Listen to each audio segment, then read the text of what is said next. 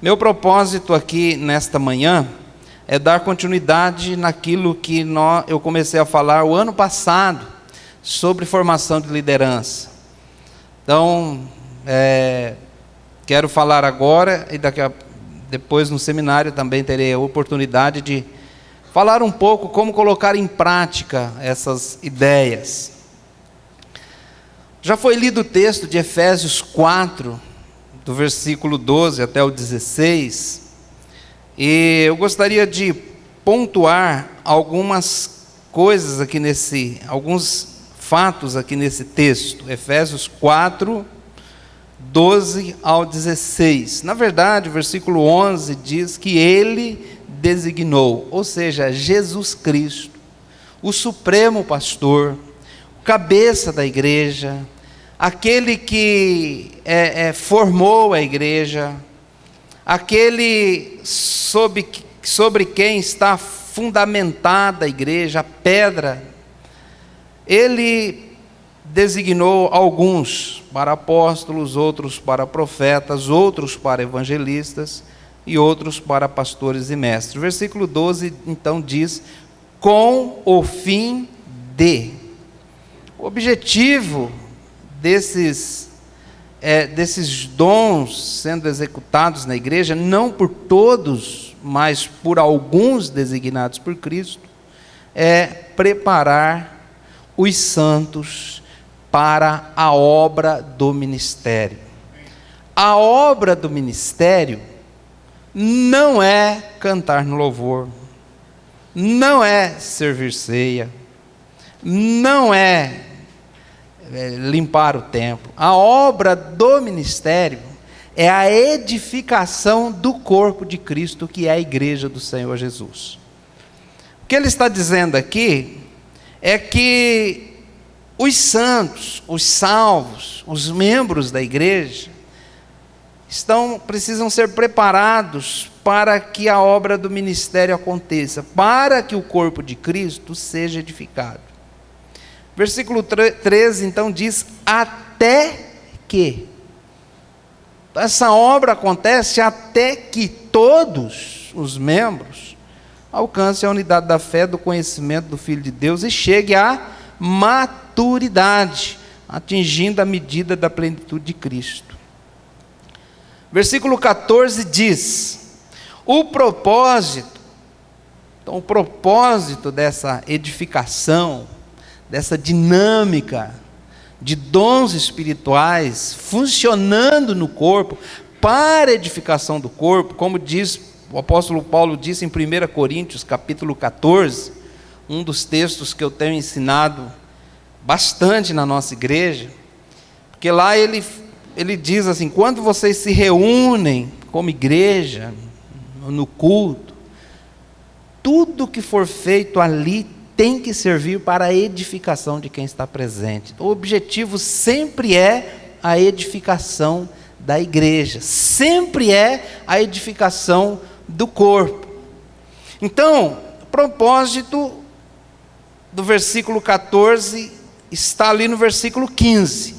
O propósito, a partir do momento que nós deixamos de ser crianças, espiritualmente falando, sendo levados por ventos de doutrina, saímos dessa zona de perigo, tornando maduros na fé. Tornando-se maduros na fé. Então o versículo 15 diz: o propósito é que cresçamos em tudo naquele que é a cabeça, Cristo. E o propósito disso está no versículo 16. Dele, de Jesus, é o corpo. 1 Coríntios, capítulo 1, versículo 3 diz: a igreja de Deus que está em Corinto, junto com todos os que em todo lugar chamam Jesus de Senhor. A igreja não é da denominação, a igreja não é do pastor, a igreja não é do membro fundador, a igreja não é do corpo diaconal, a igreja não é da missão, a igreja é de Deus. Amém, irmãos? A igreja é de Deus, é Ele que cuida da igreja, Ele é o responsável pela igreja. Jesus Cristo, lá em Mateus 4,16, Ele diz: edificarei a minha igreja, e as portas do inferno não prevalecerão contra ela. O apóstolo Paulo disse que a igreja de Deus, a igreja de Cristo, vai ser conservada até o dia da volta de Jesus. Então, a igreja dele, a igreja que ele cuida, esse corpo ajustado, unido pelo auxílio de todas as juntas, cresce e edifica-se a si mesmo em amor, olha só, na medida em que cada parte realiza sua função. Então, irmãos, o ano passado eu falei um pouco sobre a necessidade e a importância de trabalhar uma equipe ministerial na igreja. Usei como base Êxodo 18, e é sobre, quero recapitular um pouquinho o que eu falei, mas lá em Êxodo, capítulo 18, no versículo 14 e 15, os irmãos lembram do assunto lá de Êxodo 18, quando Moisés estava no deserto com o povo de Deus, o povo estava exausto, Moisés estava exausto, e Jetro, seu sogro, foi visitá-lo, e chegando lá ele viu tudo o que estava acontecendo, e ele aconselhou Moisés a não trabalhar sozinho, a formar equipes de líderes que trabalhassem com ele. No versículo 15,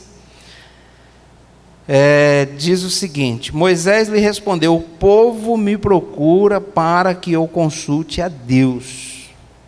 Toda vez que alguém tem uma questão, esta me é trazida, e eu decido entre as partes, e ensino-lhes os decretos da lei de Deus. É natural que as pessoas nos procurem para resolver seus problemas. Nós somos os pastores da igreja, somos os líderes da igreja. Eles vão, desde os problemas mais simples, já aconteceu com você, né? Às vezes, antes de começar o culto, alguém chega, algum tempo atrás uma irmã me procurou, falou: pastor, o que aconteceu, irmã? Não tem papel no banheiro. Isso é um problema, irmãos. Precisa ser resolvido isso aí. Ninguém melhor do que o pastor para resolver o problema. Não tem papel. Então, as pessoas nos procuram. E às vezes, de tantas questões que envolvem ali o funcionamento da igreja, tudo mais, em que as pessoas olham para nós e nos veem como a solução de todos esses problemas, ficamos sobrecarregados com tantas tarefas e às vezes não podemos suportar e ficamos cansados, desanimados. E isso vai resultar em insatisfação e o declínio do nosso ministério pastoral.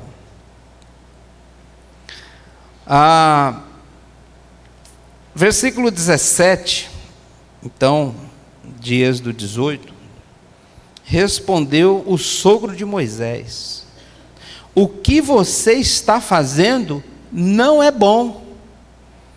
O que você está fazendo não é bom.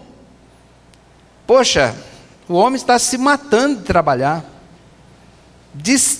Da hora que o sol nasce até a hora que o sol se põe em pé, trabalhando, e o que você está fazendo não é bom. Não é uma coisa boa. E às vezes precisamos olhar para a vida de um pastor que está exausto, tentando resolver todos os problemas da igreja, está cansado, desanimado, olhar para ele e falar: o que você está fazendo não é bom.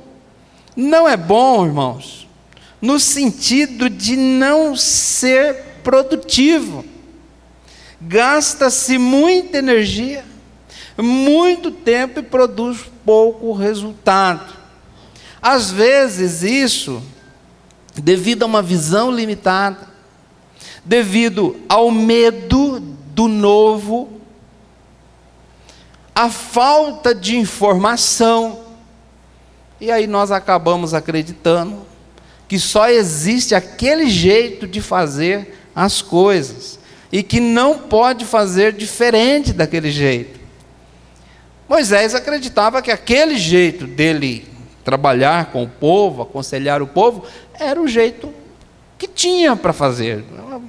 Talvez ele pudesse ter olhado para a gente, mas eu vou fazer o quê? O que eu faço? Como é que eu resolvo isso, né? Ignorando assim uma forma mais eficiente. Às vezes, irmãos, a estratégia que nós estamos usando não é boa, não é eficiente, consome muitos recursos, consome muita energia e produz poucos resultados. E é importante sempre pensar: existe uma forma mais eficiente de se fazer as coisas? Existe uma forma melhor de fazer isso?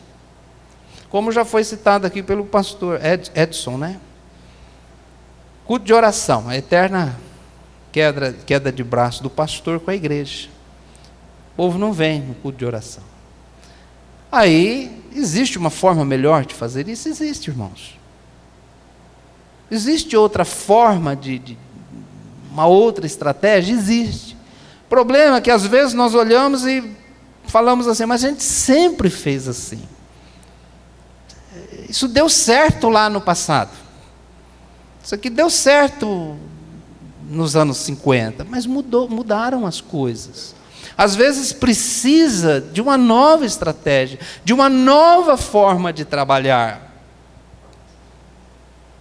Por exemplo, você já percebeu a evolução dos carros? Nos anos 50, tinha aqueles carrões grandes por fora, pequenos por dentro. Quem já andou de Maverick sabe. Banco de trás, meu pai tinha um Maverick. O banco de trás do Maverick não cabe nada. Mas o carro é enorme por fora, pesadão. Tinha 6 cilindros. Fazia 3 quilômetros com litro de gasolina. E era ruim de curva. Tinha 3 marchas. Primeira, segunda e terceira. Era um carrão, bonitão, mas não era eficiente. Hoje você pega um carro pequeno por fora, grande por dentro, com motor pequeno, mas muito eficiente. Chega a fazer 14, 15 quilômetros com 1 litro de gasolina. São eficientes, são bons de andar. Os carros antigamente ficavam furando pneu, você consertava para ir, consertava para voltar. Você percebeu que o carro não fura mais pneu hoje?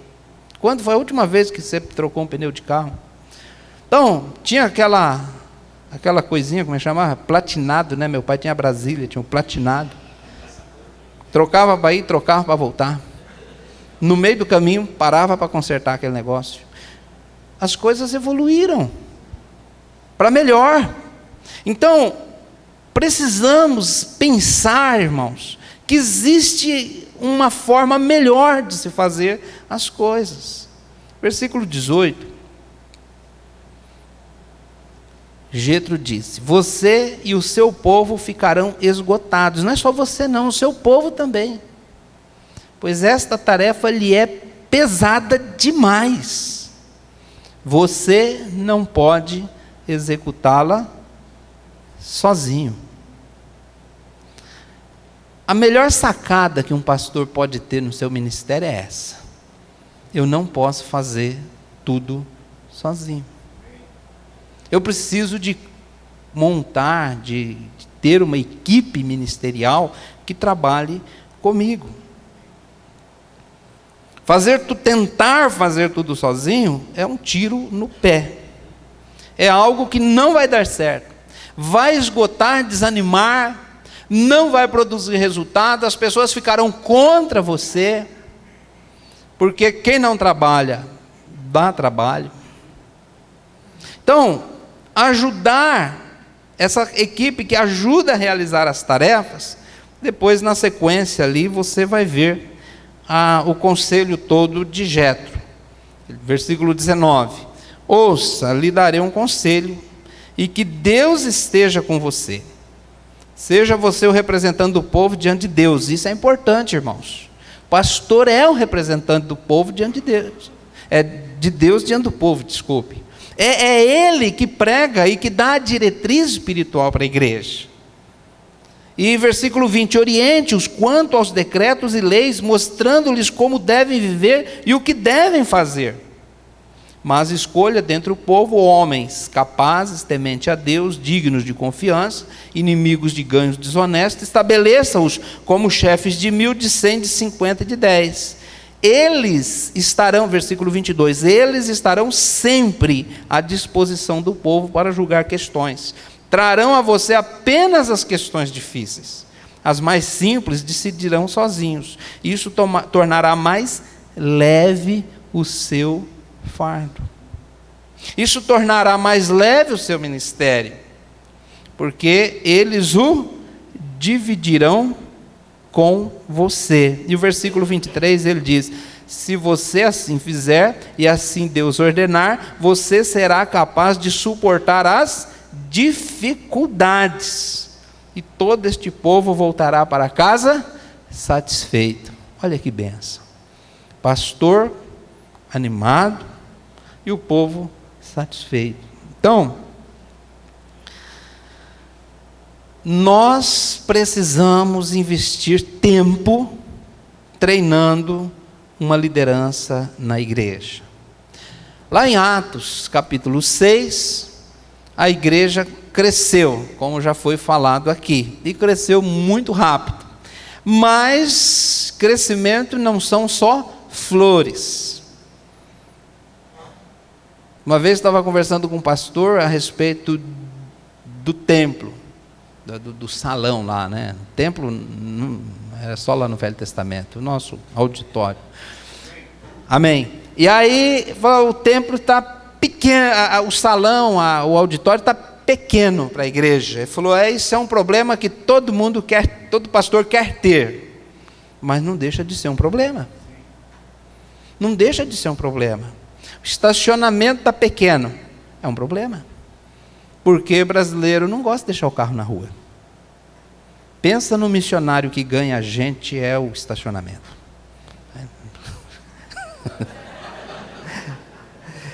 Tem 2 missionários, né? Que o maior missionário que teve na história da igreja foi o perseguidor lá, que perseguiu a igreja em Atos, né? Lá em Jerusalém. Perseguia a igreja, e a igreja saiu e começou a crescer em todos os lugares. O Herodes. Agora, nos tempos modernos, estacionamento também atrai muita gente. Mas não é meu assunto. Precisamos treinar uma liderança.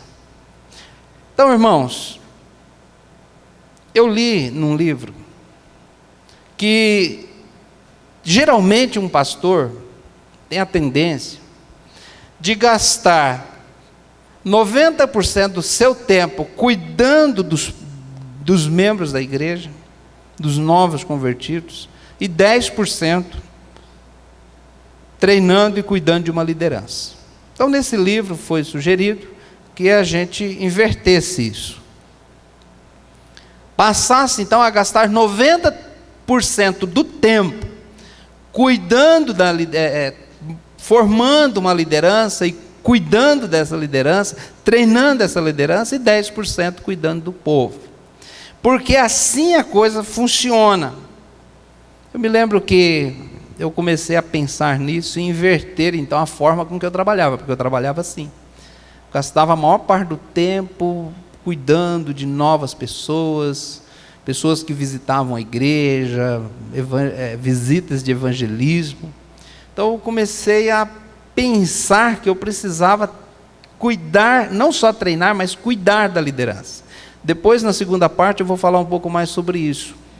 Mas eu me lembro um dia que eu saí para visitar um dos líderes que estava comigo ali. Minha esposa falou: mas esse irmão chama Fábio, ia visitá-lo. Aí minha esposa questionou: de novo visitar o Fábio? Eu falei: de novo. Ele precisa que eu esteja com ele, esse momento precisa estar com ele. Às vezes parece que é uma coisa errada, mas errado é nós tentarmos fazer tudo sozinho e não estarmos com essa liderança. O que Jesus fez, irmãos? Jesus, se você ler o Evangelho, e já foi sugerido aqui também que você leia a Bíblia, Você observe como foi feito as coisas no Evangelho. Jesus fez isso. Ele cuidava da multidão. Tem um versículo em Marcos capítulo 8 que eu achei muito interessante. Jesus estava ali na multiplicação e tinha tanta gente, ali diz que Jesus e os discípulos não tinham tempo nem para comer. Aí Jesus falou: pessoal, vamos despedir a multidão e vamos sair e vamos para um lugar deserto. O que vocês acham que Jesus e os discípulos foram fazer no deserto? Estavam ali atendendo o povo, não tinha tempo nem para comer, nem para parar para comer. E ele falou: vamos sair daqui e vamos para o deserto. O que vocês acham que eles foram fazer lá no deserto? Jesus chegou lá no deserto, falou para os discípulos: agora vocês descansem um pouco. Olha que sensibilidade, irmãos. Eu achei lindo isso. Descansem um pouco. Isso é impressionante. Nós precisamos descansar um pouco. Precisamos levar nossa liderança a descansar um pouco. Às vezes estão cansados. Precisamos investir tempo. Eu faço retiros com a liderança da minha igreja. Dia 15 e 16 de fevereiro, nós vamos para uma chácara. Sábado e domingo. E nós fazemos isso. E chegando uma vez, nós fomos o ano passado para uma chácara. E chegando lá, eu tinha lido esse versículo e nós tiramos a parte da manhã para conversar. Nada formal, nada de, como é que o irmão? Nada de linguajar formal, mas um bate-papo, deixar eles bem à vontade. Depois fizemos isso pela manhã, almoçamos e falamos: agora vamos lá para lá. Eu tinha uma sala, e essa sala era uma sala de oração que tinha nessa chácara. E lá tinha só aquele, não sei se os irmãos conhecem, aquela pele de carneiro, no Paraná chama pelego, aquela pele. Tinha várias daquela ali, eu falei, cada um numa pele dessa aí. Aí eu falei: agora, irmãos, descansem um pouco. Deitem aí, coloquei uma música, descansem. 4 horas a gente conversa. Foi um momento tão bom, porque aquela chácara é bem isolada, nem celular pega. E eles precisavam daquilo, descansar um pouco, dormir um pouco. Então aquele momento do retiro ali foi para descansar um pouco. Como eles ficaram felizes com aquela atitude. Então, eu já falei aqui o ano passado sobre a importância de passar tempo com a liderança. Uma coisa que nós fazemos também é um negócio chamado de GD, quer dizer, grupo de liderança. Às vezes reunir o pessoal para comer uma pizza, bater um papo, cantar um louvor, ouvi-los, passar um tempo junto, cultivar a amizade. Quando você tem um amigo, esse amigo foi feito ao longo de anos de convivência, depois de muito tempo ali de amizade, um começa a abrir o coração para o outro. Não é assim que funciona? Você abre o coração para quem você não conhece, para quem você não confia, para quem você é desconfiado com aquela pessoa? Não.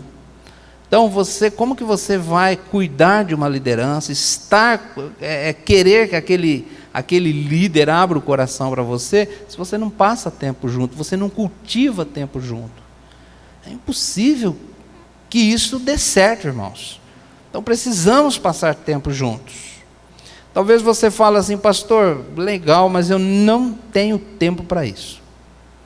Eu tenho que cuidar de discipular os novos convertidos, eu tenho que dar aula na escola bíblica, tenho que preparar o material da escola bíblica, tenho que arrumar as salas, eu tenho que visitar os enfermos, visitar os idosos, eu tenho que elaborar uma escola bíblica de férias. Tenho tanta coisa para fazer, eu não tenho tempo para isso. Querido, eu sinto muito, se essa é a tua ideia, se essa é a sua mentalidade, eu sinto muito dizer, se o seu ministério não morreu ainda, está na UTI. Vai morrer logo, logo. Se você não parar o que está fazendo e não investir tempo em treinamento de liderança. E não só treinamento, mas cultivar um relacionamento com esses irmãos o tempo todo, para que você possa realmente ter uma equipe trabalhando ao seu lado. A suprema tarefa da igreja, em Mateus 28, tem 5 textos na Bíblia, que pelo menos que falam da grande comissão.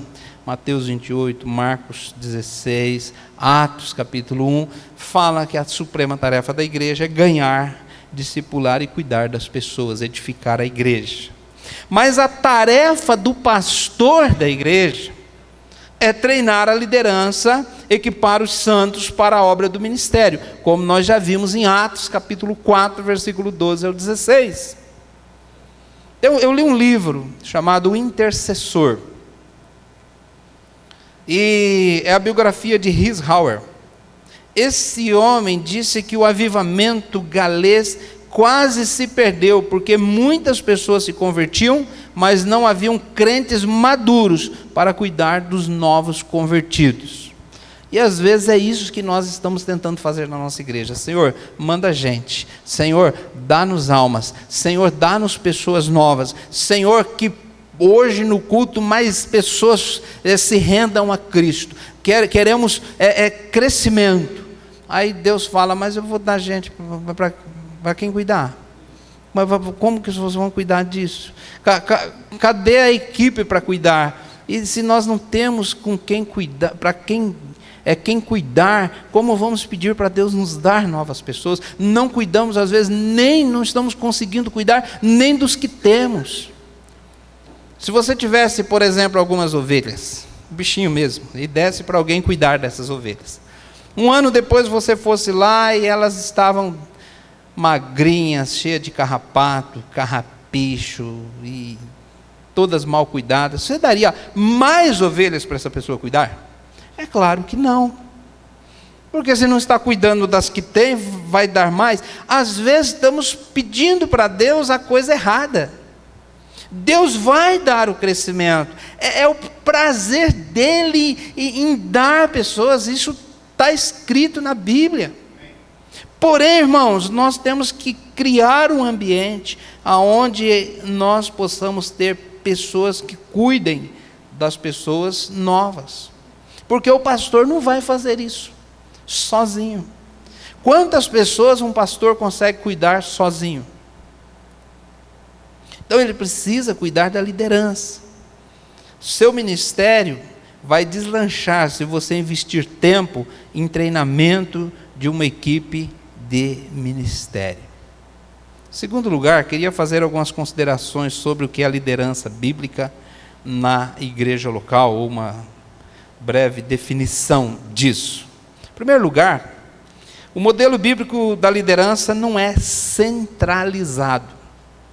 Ou seja, deve envolver todos os membros da igreja. Isso está escrito em Efésios 4, 12 e 16. Está escrito em 1 de Pedro 4, 10, que já foi citado aqui, que todos têm um dom para servir a igreja local.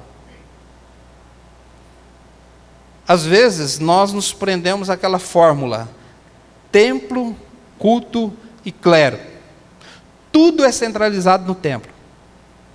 Tudo acontece no culto. Todos os ministérios da igreja diz respeito ao culto. Qual é o seu ministério aqui na igreja? Meu ministério é tal coisa no culto. Eu faço isso no culto. Irmãos, a igreja não está restrita ao culto. Não está restrita ao templo. E às vezes tudo o que é feito tem que ser pelo clero, ou seja, pelo pastor. Se o pastor não estiver presente, nada acontece. Aonde nós vemos isso na Bíblia? Aonde nós vemos isso no Novo Testamento? Muito pelo contrário, se você ler com atenção o livro de Atos, você vai ver que a igreja expandia com o trabalho dos irmãos que foram dispersos ali da igreja de Jerusalém. É isso que tem que acontecer nos nossos dias também. Então, o modelo de liderança bíblico não pode ser centralizado. Ele tem que sair desses 3 limites: templo, culto e clero. Ele tem que sair dos limites do templo. Deus nunca idealizou uma igreja para ficar confinada a 4 paredes. Muito pelo contrário, Jesus Cristo disse lá no Sermão da Montanha: vocês são a luz do mundo, vocês são o sal da terra. A luz não foi criada para ficar escondida debaixo da mesa, nem o sal foi feito para perder o sabor guardado, mas para salgar. Irmãos, essa é a função da igreja na terra.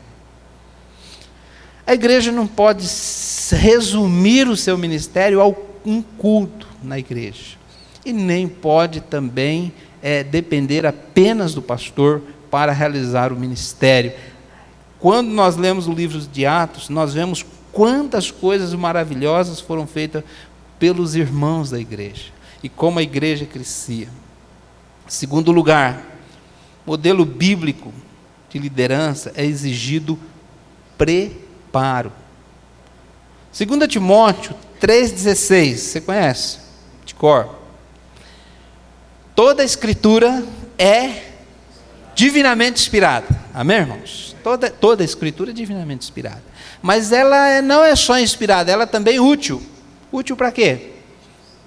Para ensinar, para corrigir, para instruir na justiça, para que o homem de Deus seja preparado, plenamente preparado para toda boa obra. É preciso ser preparado. Os salvos precisam se desenvolver para exercer o seu ministério na igreja, assim como Jesus Cristo formou seus discípulos. Terceiro lugar, no modelo bíblico é prescrito quais devem ser as qualificações para liderar a igreja. Jetro já deu algumas qualificações para Moisés, que esses homens sejam de confiança, tal.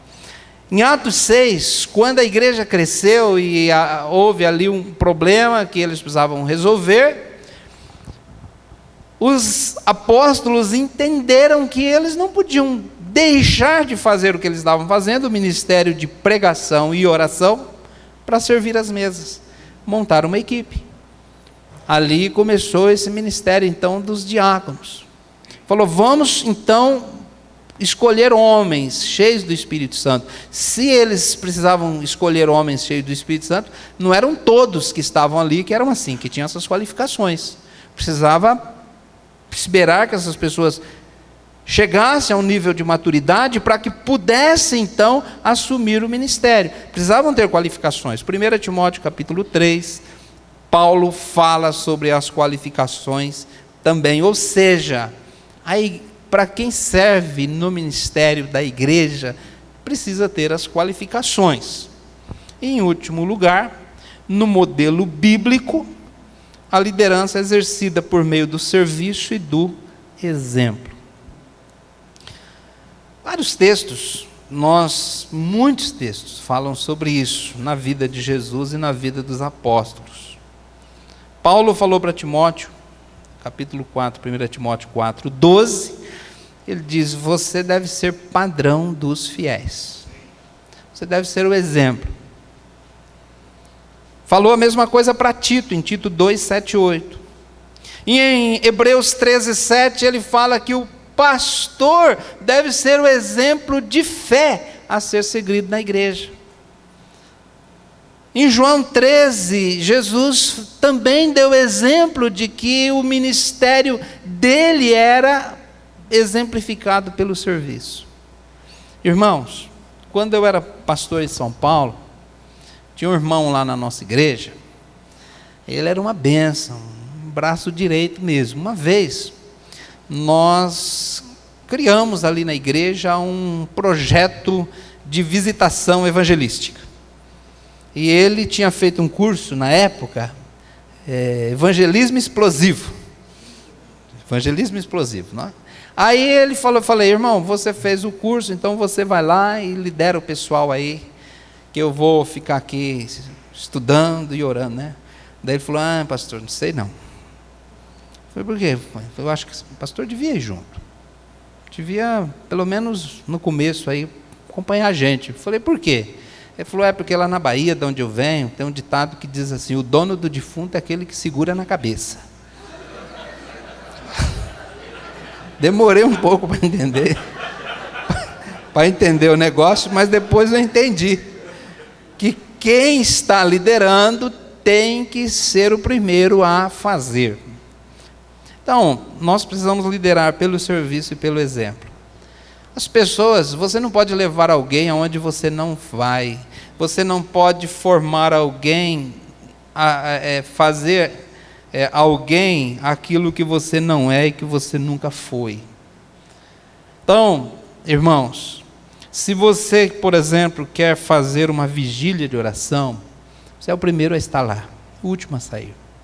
Se você quer que as pessoas tenham fé, você tem que ser um exemplo de fé. Se você quer que as pessoas tenham santidade, você precisa ser um exemplo de santidade. Se você quer que as pessoas trabalhem, você precisa ser um exemplo de serviço. Se você quer que as pessoas leiam a Bíblia, você tem que ser o primeiro a ler a Bíblia. Lá na nossa igreja nós temos o projeto Maná, a Bíblia todo o ano todo. Já pensou, chega na hora de entregar o certificado, lá o pastor não está? É o que aconteceu, eu não tive tempo para ler a Bíblia, importante que vocês leram. Não dá, irmãos. Nós temos que praticar o que pregamos, nós temos que ser o exemplo de piedade, o exemplo de fé para a igreja a ser seguido. Então, eu creio que pegando esse modelo bíblico, nós podemos então começar a entender como Deus quer que nós formemos uma liderança na igreja. Querido, não trabalhe sozinho. Isso é pesado demais. É ruim demais trabalhar sozinho. E aliás, Deus não quer isso. Deus nunca quis um pastor trabalhando sozinho. Não é o que Deus idealizou. Não é o que Cristo quer para a sua igreja. Isso não é saudável. Isso não é produtivo. Então, querido, na segunda parte aqui eu quero falar um pouco mais na prática como formar uma equipe. Por enquanto é isso, que Deus abençoe a sua vida. Obrigado.